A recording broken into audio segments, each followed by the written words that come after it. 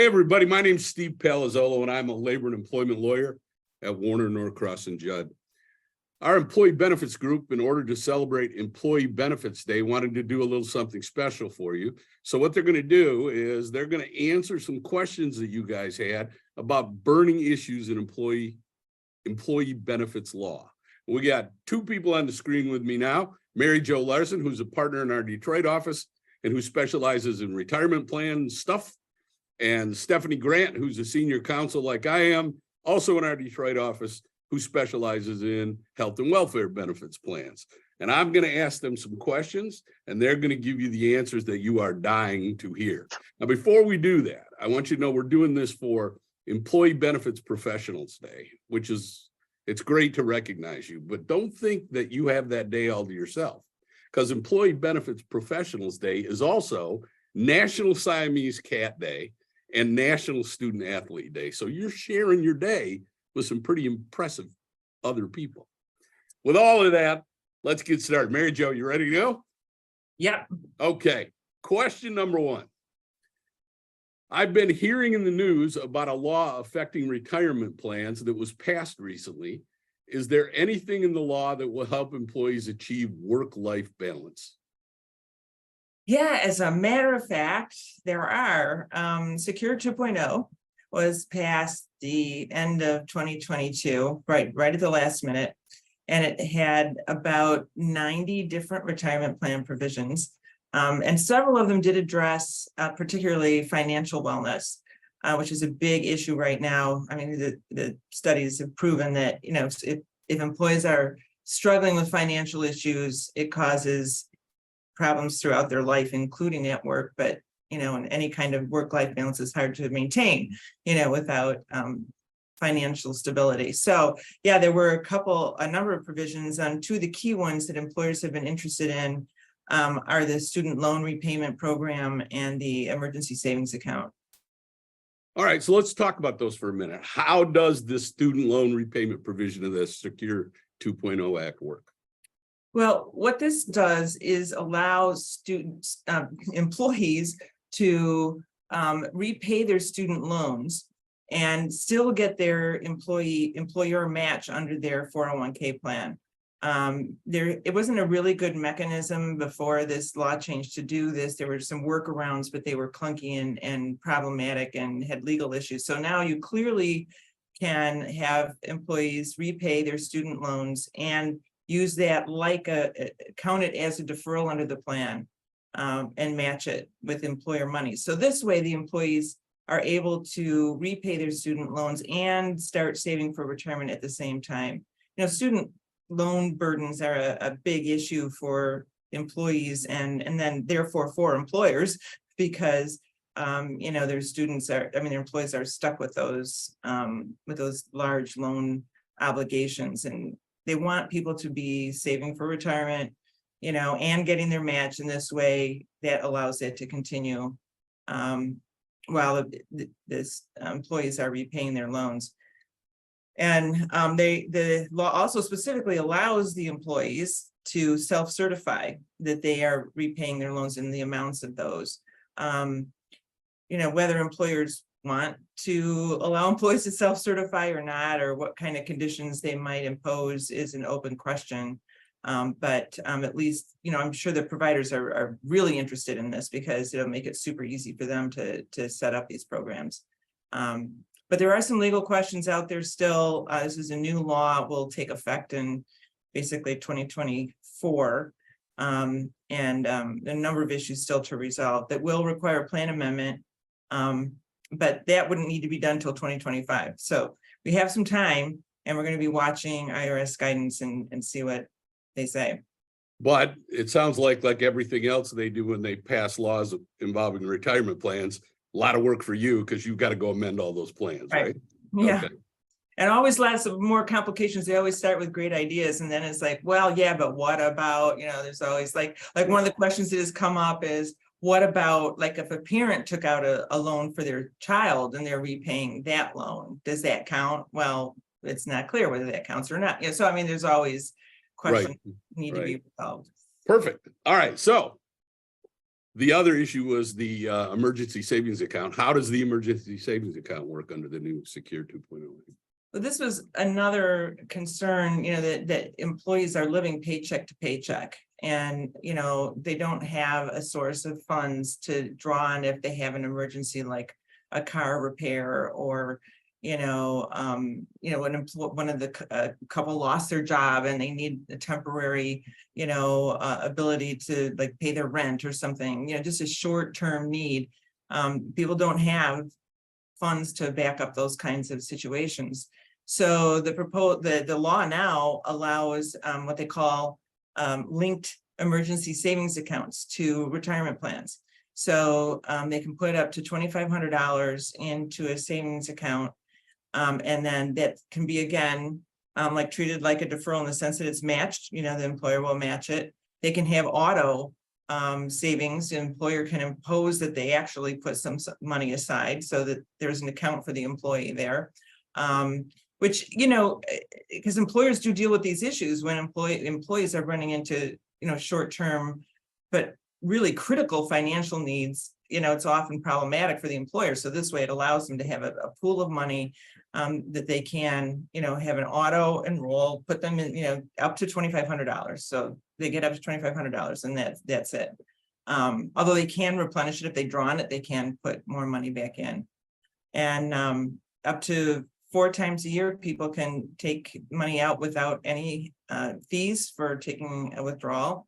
And they can take it out more often, but then a fee might be charged. That has to be invested in something really, liquid, secure. And when it's taken out tax-free. So that's a nice little advantage to that. So that's I think that's primarily the issues with the emergency savings account. I think it's attractive, but there are legal issues with this. So one of the big ones is this going to be part of the plan, or is it, because it says linked, does that mean it's aside, or is it in the plan? And I was recently at a meeting with the IRS and Department of Labor and, top level officials, people who actually draft regulations and top practitioners around the country. And everybody was in disagreement. Is it an ERISA asset or is it not? Is it a plan asset? Because if it is a plan asset, different rules apply, right? Or is it just a bank account that then, you match in your 401k plan? So there are some, issues still, again, of course, with regard to that. And similarly to the student loan repayment, effective next year, we'll need a plan amendment. And, again, that plan amendment won't need to be done till 2025. Oh, that sounds like a great idea, though, because over the years of my 30 years of doing this, I've had a lot of clients call me and say, I've got an employee in trouble and I want to loan him money. And that's always a bad idea. Yeah. How do you get the money back, right? Now the employee will have a little, at least pool of money that is theirs already. And that seems like a great idea. So thanks very much, Mary Jo. And if you want to know more about that, call Mary Jo. All right, Stephanie, you ready? I am. Outstanding. Last month, President Biden announced that he would officially declare the end to the national emergencies regarding the COVID-19 pandemic in May. It's actually now May 11th. And I just learned that today. I had a client actually email me about that today. I didn't know that. I got to read the news better. So Stephanie, how does that impact employers' benefit plans? Right. So, we're 3 years into the COVID-19 pandemic. And last month, Biden said that for purposes of the federal level, the national emergencies that were put in place 3 years ago are going to end. And there's 2 national emergencies that are going to end on, as you said, May 11th. The first is the public health emergency. And then the second is the presidential national emergency. And both of those affect health and welfare plans in 2 different ways.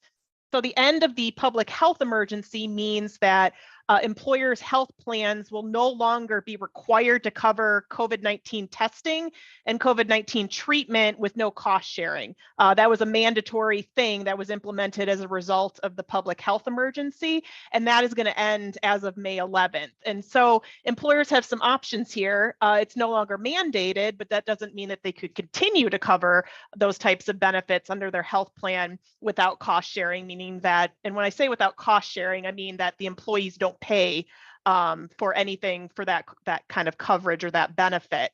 But if employers are going to go that route, one, you need to talk to either your insurer, your Blue Cross Blue Shield, Priority Health to kind of figure out what your options are. And second, especially if you decide to continue to cover those services with no cost sharing, if you have a high deductible health plan or an ADHP that's paired with an HSA, you really need to think about maintaining employees' eligibility for HSA contributions. Because generally, in order to be eligible for HSA contributions, your health plan can't pay for coverage before your deductible is met. So that's just one thing to think about if you're going to continue to cover those services without cost sharing. That's not preventive care, meaning that for those enrolled in your high deductible health plan, in order to continue to receive and be eligible for HSA contributions, those services would have to be, they'd have to pay for those services until they meet their deductible. The second issue is the presidential national emergency, which is also set to end on May 11th. And under that national emergency, that told or suspended or extended certain ERISA deadlines under benefit plans, namely COBRA deadlines, HIPAA special enrollment deadlines, meaning when you can enroll or the timing of enrolling like a new baby or a new spouse, and also filing claims and appeals, any deadlines associated with those. Those were told or suspended during what was called the outbreak period. And now the outbreak period is going to come to an end, which is 60 days after the national emergency ends. So what really that means is that as of July 11th, everything's kind of going back to normal, meaning that if an individual took advantage of those extended or told deadlines, they're going to start to be reinstated as of July 11th. And we're encouraging employers to kind of communicate that and to employees so that employees know they kind of have to get their paperwork in. And if they want to take it, or if they want to enroll someone or make a COBRA payment or file a claim. Okay. So what else is going on in the DOL?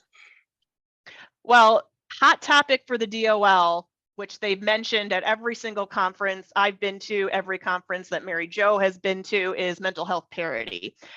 So the Mental Health Parity and Addiction Equity Act was passed probably over 20 years ago now.